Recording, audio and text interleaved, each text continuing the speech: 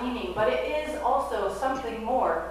Discipleship must be both serious and filled with joy. Otherwise, we can't cry out for children who die to gun violence and also seek to transform a neighborhood in which this happens by making gardens out of old tires and building parks where there was once abandoned lots. Gregory Boyle, who is a Jesuit priest and founder of Homeboy Industries, knows this both and idea intimately.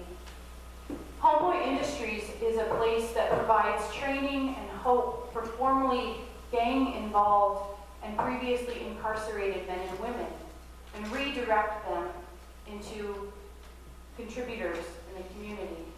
He tells a story about being in front of a disciple, a follower of Christ, a homie, as he calls them, where this homie, is in all of his realness and actually helps Gregory see his own self as well. Father Gregory says, Alice Miller, who's the late great child psychologist, talked about how we're all called to be enlightened witnesses. People, through your kindness and tenderness and focused attention of love, return people to themselves. And in the process, you're returned to yourself. I have this homie named Louie, he says, who just turned 18, and he's kind of a difficult kid. He's exasperating and he's whiny, and he works for me, although work might be too strong of a verb.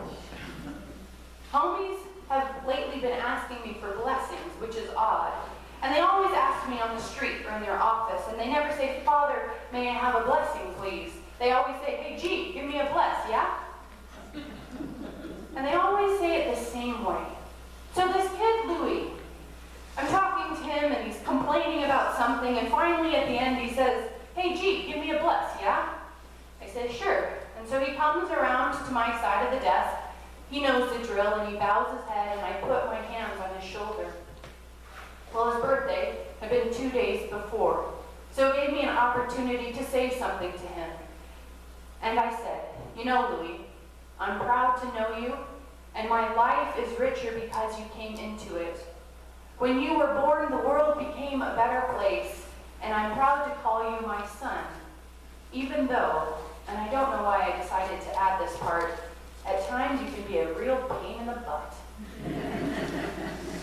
He looked up and smiled, and he said, the feeling's mutual. And suddenly, kinship, so quickly.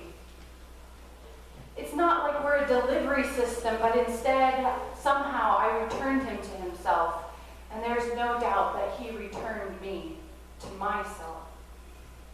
Motivation can be fueled by anger, and yet conveyed in ways that aren't just about destruction.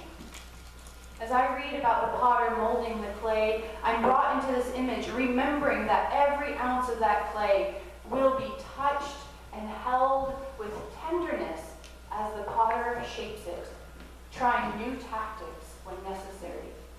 The potter gives the clay his imprint with every touch.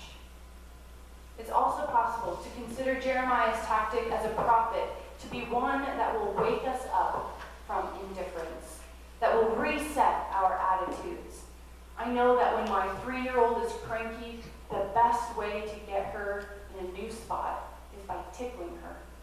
It just works every time. And it's out of her slump that new life can happen. And it's out of that tenderness, motivated sometimes by sheer frustration, that we are brought to ourselves. Seeing this journey with Jesus is not just serious or lighthearted, but both, because this is the nature of God, serious and joyful. And it is God who uses all this to transform our lives.